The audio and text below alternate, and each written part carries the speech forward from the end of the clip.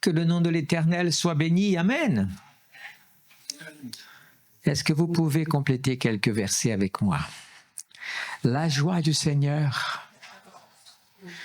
Je peux tout. L'Éternel est mon berger. Moi et ma maison. Gloire à Dieu. Bien-aimés, c'est notre dernier dimanche de l'année. Et je cherchais auprès du Seigneur, qu'est-ce que je pourrais vous partager de sa parole dans ce dernier dimanche pour conclure l'année, vu que mardi, on est là pour se réjouir ensemble et passer d'une année à la nouvelle année en étant ici et en étant dans la joie. Et je ne peux pas concevoir un endroit meilleur pour passer une année d'une année sur l'autre que la maison de l'Éternel. Et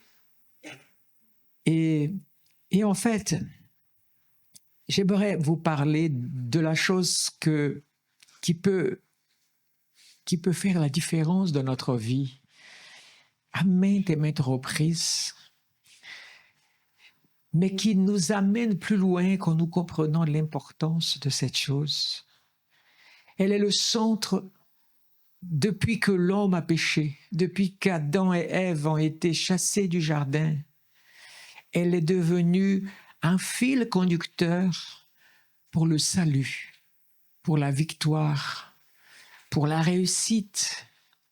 Et si nous arrivons à comprendre cela, nous allons nous faciliter la vie tellement, au lieu de passer parfois des temps et des temps à être dans un état de, vous savez, comme ces souris qui courent dans ce truc-là, qui sans jamais s'arrêter, vous savez, dans les laboratoires. Au lieu d'être comme ça dans notre vie spirituelle, on ne saura jamais parce qu'on a compris le secret de ce que Dieu attend de nous. Vous savez, Dieu sait qui nous sommes. Dieu sait quand nous allons pécher. Et Dieu est le premier au courant quand on a péché. Et quelle est la seule chose que Dieu attend? La repentance. J'aimerais vous parler de la repentance. Et j'aimerais pas vous visiter. J'ai pas simplement déjà prêché parfois sur la repentance. Je vous ai déjà montré que c'était le thème qui était prêché. Par exemple, Marc 6, 12, quand Jésus a réuni les apôtres, les disciples, et qu'il les a envoyés de par Dieu, une fois qu'il a donné les instructions, ils partirent et prêchèrent la repentance. Alléluia. Aujourd'hui, la repentance est devenue quelque chose de... Oh, je sais pas comment amener ça à dire aux gens qui doivent se repentir. Mais comment peut-on dire aux autres qu'ils doivent se repentir si nous-mêmes avons du mal à comprendre et à mettre en pratique la repentance? Nous avons besoin. Il n'y a pas de salut. Vous comprenez ça? Il n'y a pas de salut, même au travers de Jésus-Christ, sans repentance. La repentance ouvre. Si le péché ouvre la porte au diable pour faire ce qu'il veut avec toi, la repentance te libère du péché et ouvre la porte pour que Jésus règne dans ta vie. Il y a quelque chose dans la repentance qui est paradoxal en nous et que j'aimerais vous encourager à découvrir, et je prie que le Saint-Esprit parle au-delà de ce que mes paroles peuvent dire pour que vous compreniez cela. Il y a une ambiguïté et un paradoxe entre deux mots qui est la culpabilité et la repentance. Et très souvent, on ne sait pas distinguer ces deux choses. Alors, il faut comprendre que le mieux que je puisse faire, c'est de vous lire 2 Corinthiens 7, versets 9 et 10. Écoutez bien, tendez l'oreille, parce qu'on a ici une démonstration dans la parole de Dieu qui fait la différence. 2 Corinthiens 7, versets 9 et 10. « Je me réjouis, dit Paul, à cette heure, non pas que vous avez été attristés, mais que votre tristesse vous a porté à la repentance. Car vous avez été attristés selon Dieu. » Parfois, on nous montre Dieu simplement, faisons la fête, donnons la joie. Non, Dieu, c'est la joie. Dieu, c'est le bonheur. Dieu, c'est la prospérité. Dieu aussi produit la tristesse dans le cœur de celui qui est attaché à lui quand il pêche. Si tu pêches et tu ne sens pas la tristesse, tu ne peux pas te repentir. Où est le problème ? Regardez encore. Si bien que vous n'avez subi de notre part aucun dommage, en effet, écoutez bien, la tristesse selon Dieu produit une repentance, écoutez bien, qui mène au salut et que l'on ne regrette pas, tandis que la tristesse du monde produit la mort. En résumé, quelle est la différence entre la tristesse, entre la repentance et la culpabilité? La culpabilité, elle produit la mort. La culpabilité, elle produit la résistance dans ton cœur. La culpabilité demande que tu te défendes, que tu te justifies, que tu expliques, que tu condamnes, que tu montres c'est la faute d'un tel, c'est la faute. Ça, c'est le résultat de la culpabilité. La repentance produit la vie. Alors, c'est très facile. Vous pourrez à n'importe quel moment le mettre en pratique dans votre vie. Regardez votre réaction. Quand vous êtes face à quelque chose dont il y a soit une accusation, soit un fardeau, soit une tristesse, ou soit on vous montre que tu as mal fait, ta réaction va définir qu'est-ce qui est en train d'agir en toi. Si c'est la culpabilité, tu as besoin. Nous n'aimons pas nous sentir coupables.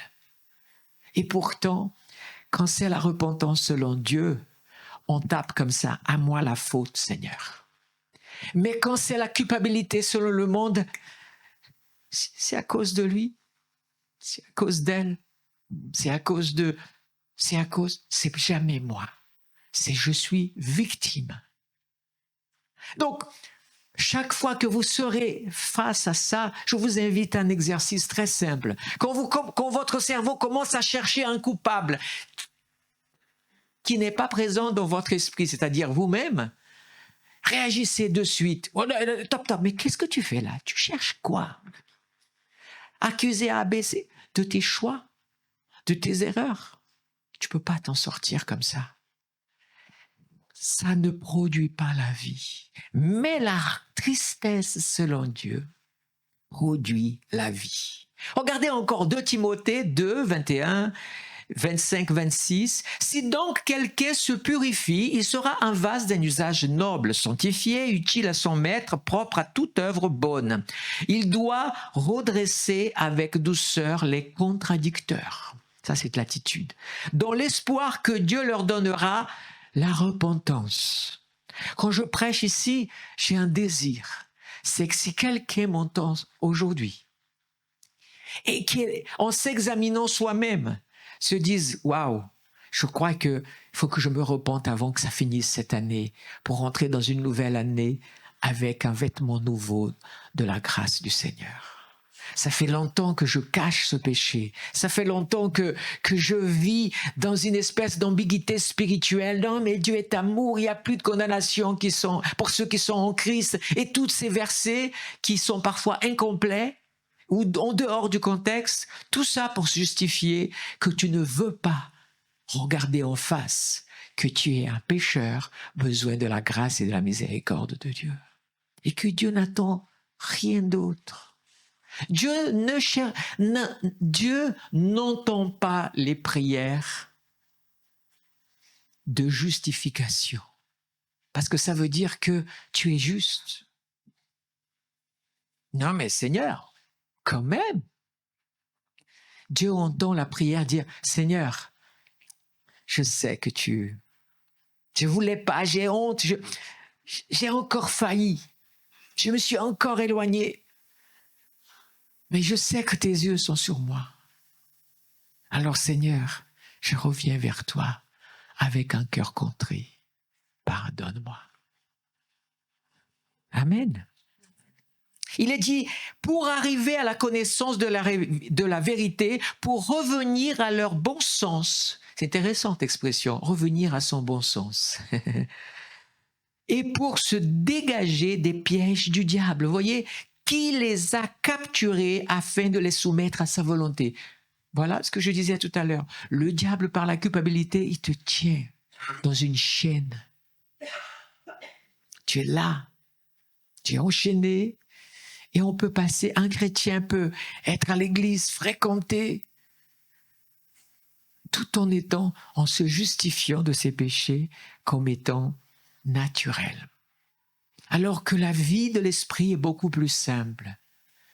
La Bible dit, l'âme qui péchera, celle-là mourra. Le Seigneur même a dit, cette histoire-là, oui, vous avez les péchés de vos parents, etc. Mais moi, je dis que si vous êtes au Seigneur, c'est différent. Les enfants ne porteront pas le péché de leurs parents. Ils assumeront leurs propres péchés. L'âme qui péchera, celle mourra.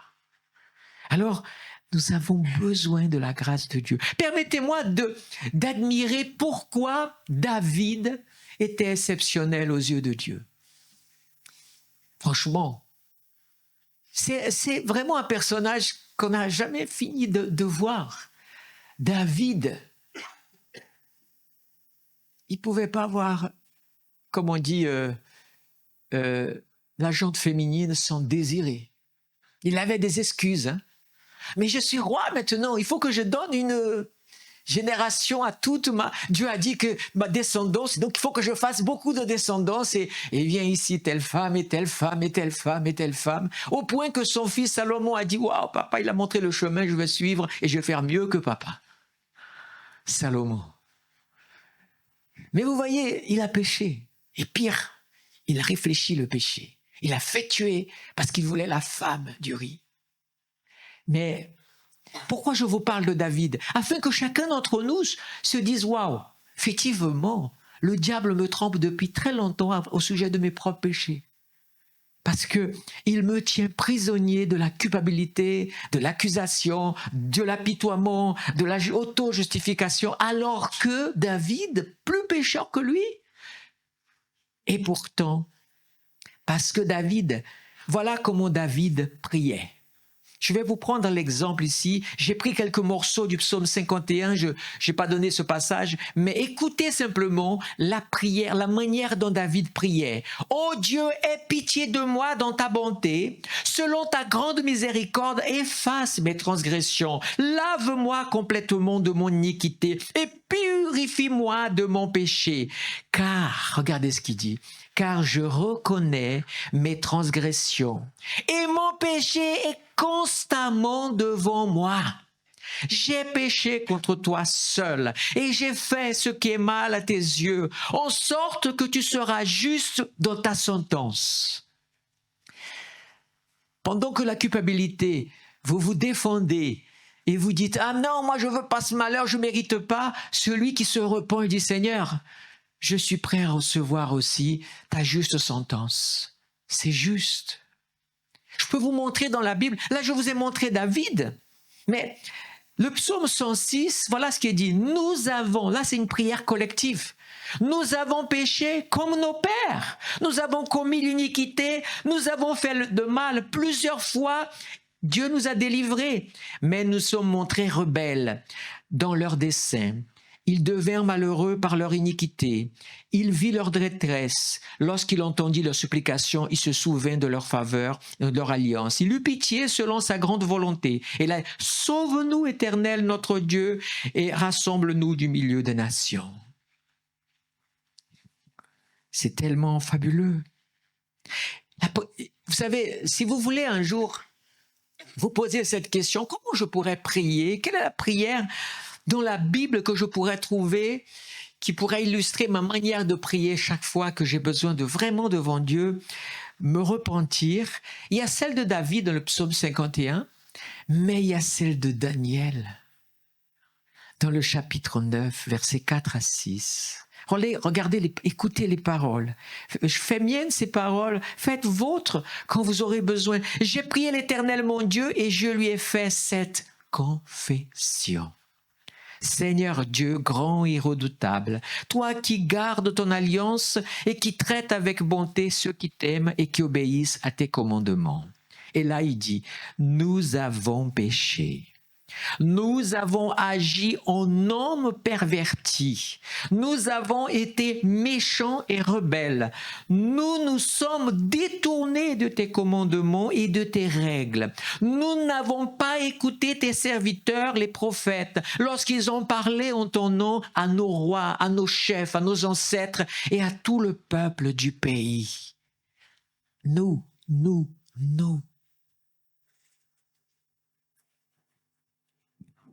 Savoir prier comme ça, mais avec vos paroles. Je peux vous assurer que dans le monde spirituel, que vous ne voyez pas, quand vous commencez à prier comme ça, le diable commence à reculer. Mais alors, il a compris que le secret de la victoire est dans un cœur humble qui se repentit, en ne regardant ni à droite, ni à gauche, ni au passé, ni à l'avenir, mais simplement à celui qui peut toutes choses. Alléluia. Vous savez ce qui est beau dans la repentance? Jésus a raconté dans Luc 15. Pareil, quelques passages de Luc 15 que nous connaissons. D'abord, écoutez les paroles de Jésus. De même, je vous le dis, il y aura plus de joie dans le ciel pour un seul pécheur qui se repent que pour 99 justes qui n'ont pas besoin de repentance. Ça s'appelle la puissance de la repentance. Est-ce que Dieu est heureux avec vous? Amen. Dites au moins par la foi. Oui, Seigneur, je l'espère, je crois, je donne gloire à Dieu par la foi, tu es content avec moi.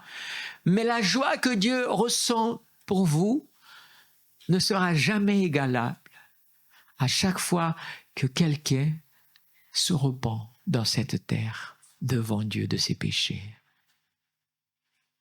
C'est incroyable. Vous vous rendez compte que Jésus nous dit que la repentance produit une fête au ciel. Amen.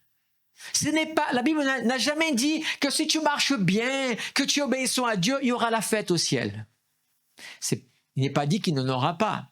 Mais la Bible ne souligne pas ça. Mais par contre, chaque fois que quelqu'un se repent, il y a la fête au ciel et on entend du bruit en enfer.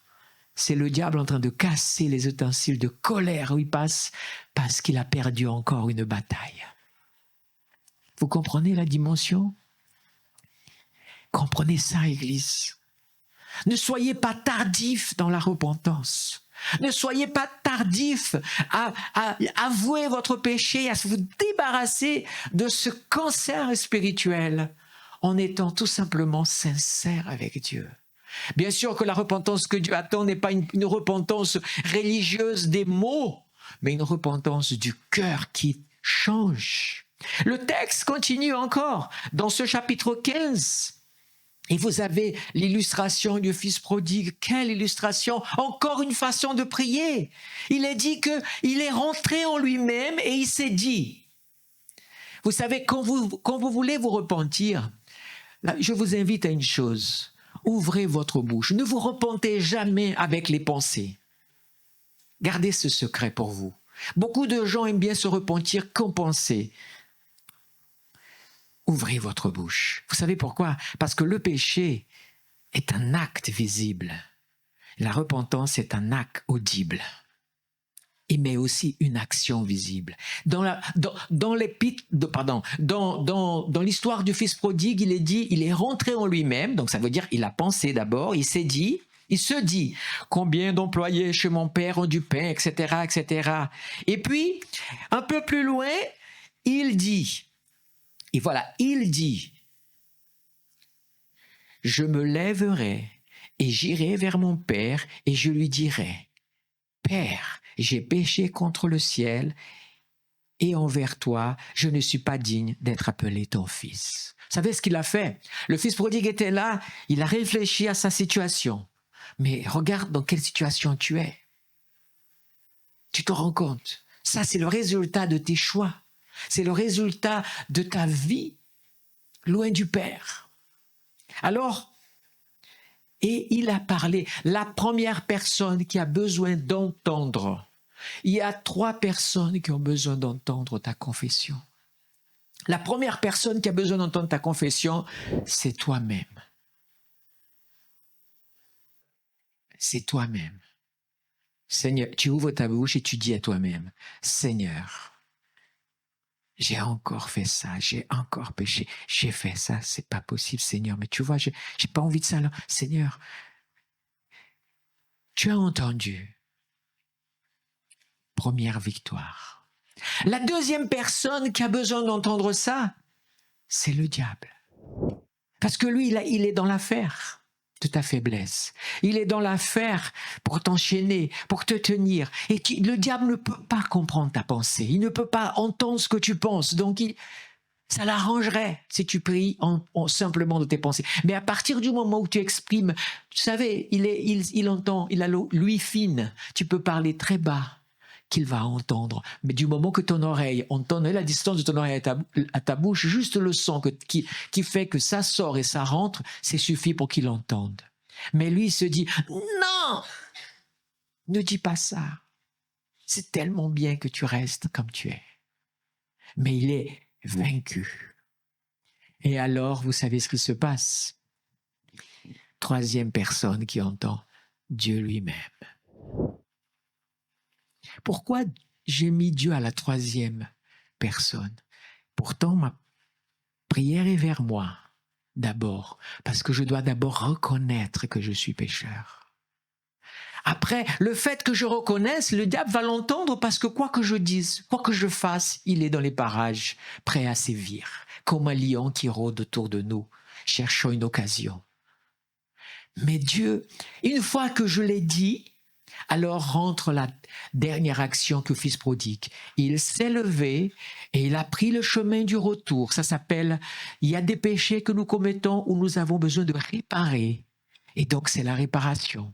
Et il revient vers le Père. Lui, il a dû faire un voyage pour aller vers le Père. Toi, tu n'as peut-être pas besoin de faire un voyage. Tu as simplement besoin maintenant de dire, Seigneur, je suis pécheur. Je reconnais ça.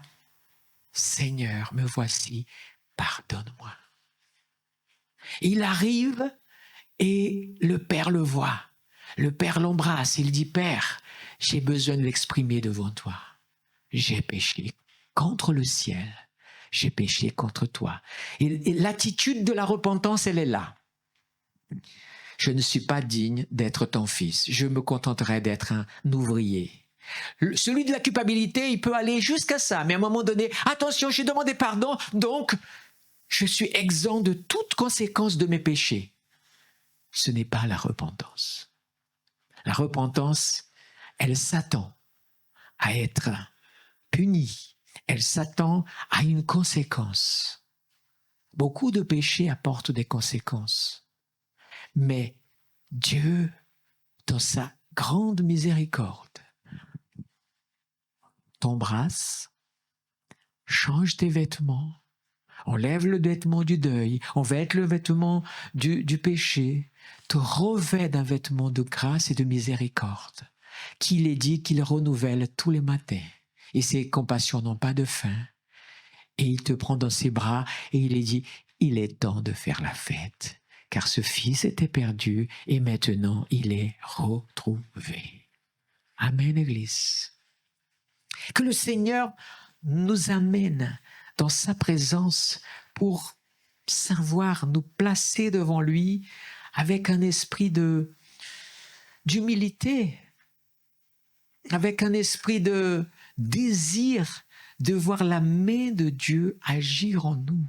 Et j'aimerais simplement que ce matin, chacun d'entre nous, nous puissions avoir cette conversation avec Dieu. Ce que j'appelle parfois l'esprit de repentance, et on disait ça vendredi dans la réunion de prière, c'est que parfois nous exprimons des repentances avec des mots et des mots et des mots, et nous citons parfois des versets. mais notre cœur ne change pas. Esprit de repentance, c'est quand vraiment je plie le genou devant Dieu.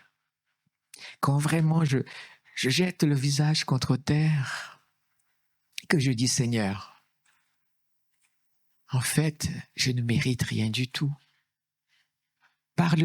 Depuis que le péché est tombé, je suis pécheur et j'ai besoin de ta grâce. On prie beaucoup pour qu'il y ait un réveil et tout. J'ai lu toutes les histoires de réveil, je crois. J'ai certainement raté une ou autre, mais en tout cas les plus importantes, toutes les histoires de réveil, que ce soit le réveil à Jérusalem au 1er siècle, quand Pierre a prêché, que ce soit tout ce qui s'est passé dans le livre des Actes, que ce soit les réveils qu'il y a eu pendant des périodes au XVIe siècle, au XVIIe siècle, au XVIIIe siècle, au XIXe siècle, au XXe siècle, là où il y a eu des réveils, Pays de Galles, Azusa Street, et la Corée, la Chine, l'Inde, les pays scandinaves et d'autres, tous les endroits où Dieu a visité avec un réveil, j'ai trouvé un point commun. C'était la repentance, la première chose qui apparaissait dans le cœur de ces hommes. L'époque de Finney, par exemple, ce fut un réveil incroyable. Mais la repentance était là. L'époque de Jonathan Edwards, quand il a prêché un Dieu en colère, les gens se tenaient comme ça dans la colonne. Mon Dieu, je ne veux pas tomber en enfer. Il y avait un sentiment de repentance qui était très grand. Et tant d'autres.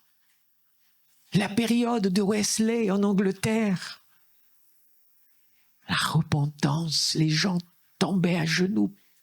L'époque de Whitefield, l'époque de David Brenner et tellement d'autres, c'est le même sujet. La repentance, la repentance, la repentance.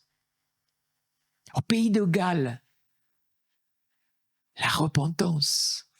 À Azusa Street, la repentance. La Corée, quand elle a été visitée par réveil, la repentance. L'Inde, la Chine, la repentance. Le diable sait, il ne veut pas que vous vous repentez. Il ne veut pas que vous soyez humble. Il ne veut pas que vous remettez en question parce qu'il sait une chose, sans repentance, il n'y a pas de salut. Qu'est-ce que Jésus a dit à la croix? Personne, c'est ça qui est extraordinaire. Qui a demandé pardon à Jésus pendant qu'il était à la croix? Qui a demandé pardon à Jésus? Personne. Personne n'a demandé pardon à Jésus. Pardon Jésus, pour mes péchés, tout ça. Non. Il y en a un qui a reconnu que Jésus était certainement, rappelle-toi, c'est tout. Mais personne. Mais qu'est-ce que Jésus a dit? Pardonne-leur. Ça veut dire quoi?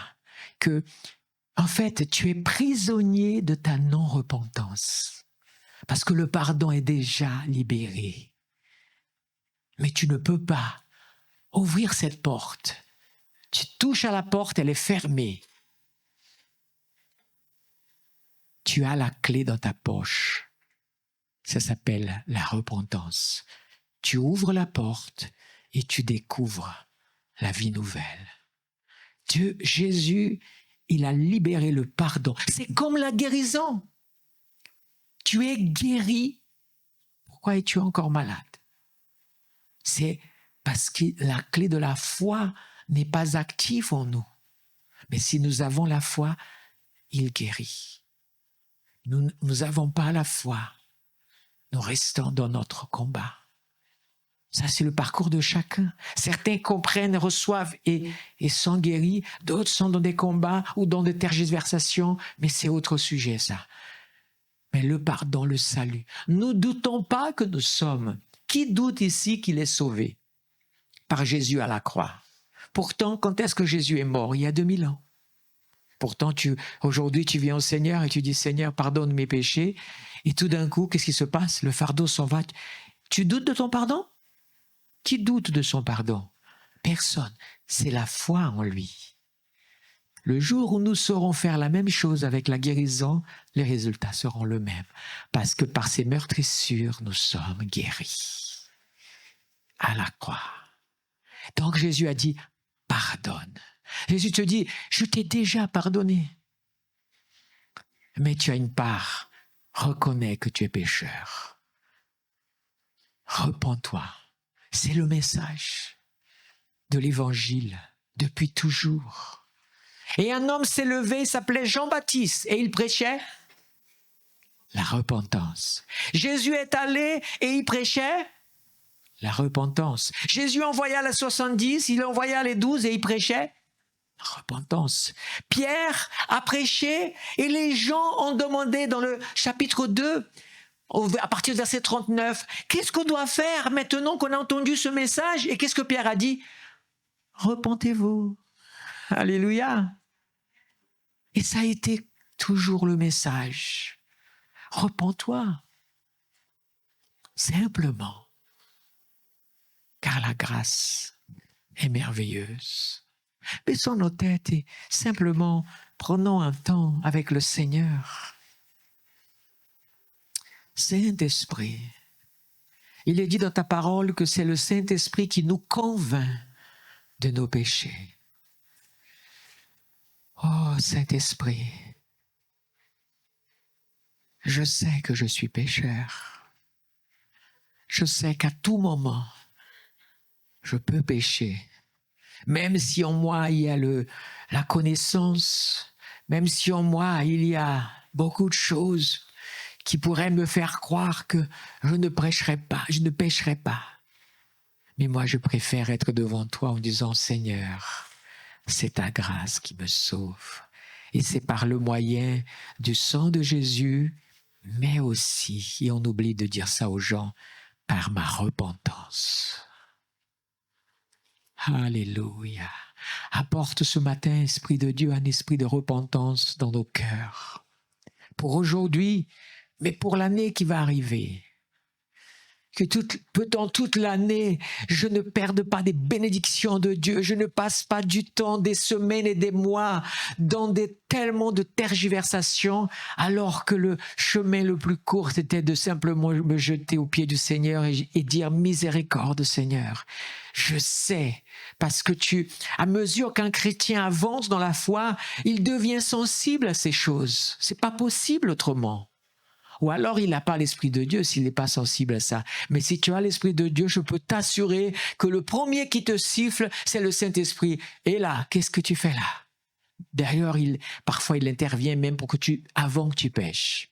Et tu fais parfois le faire. Alors il s'attriste, il se retire, mais toi, il est là en train de souffler. Allez, repens-toi vite. Repens-toi vite. Repens-toi de ta méchanceté. Repens-toi de ta médisance. Repens-toi de tes paroles mauvaises. Repens-toi de tes mauvais projets. Dieu est grâce et miséricorde et bonté. Ce matin, il veut guérir, restaurer, relever. Alléluia. Repens-toi de la dureté de ton cœur. Repens-toi parfois parce que tu as mis Dieu à la 3e, 4e place dans ta vie. Seigneur, souffle sur nous ton esprit de grâce et de compassion, car les bontés de l'Éternel ne sont pas finies. Elles se renouvellent ce matin pour toi. Viens, Esprit de Dieu. Oh, alléluia.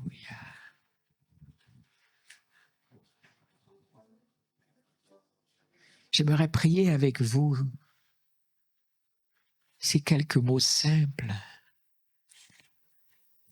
Seigneur Dieu, je reconnais mes faiblesses, mes tentations et particulièrement mes péchés. J'ai besoin de toi, Seigneur. Je veux marcher dans la repentance qui produit la vie et non dans la culpabilité qui produit la mort. Enseigne-moi, Saint-Esprit, à toujours me jeter aux pieds de Jésus, aux pieds de la croix, chaque fois que je ne vais pas bien ou que je pêche, afin d'obtenir sa miséricorde, son pardon et d'être relevé. Car tu es un Dieu de compassion et de miséricorde, plein de bonté. Tu ne rejettes pas celui qui vient à toi avec des larmes, avec humilité et avec un désir sincère de marcher avec toi. Saint-Esprit, je ne veux pas te perdre. Je ne veux pas perdre la communion avec toi. Je veux une vie nouvelle. Je veux une vie nouvelle. Réveille mon cœur à la repentance. Car celui qui s'abaisse, c'est celui que Dieu relève. Que le nom du Seigneur soit glorifié ce matin dans ma vie. Amen.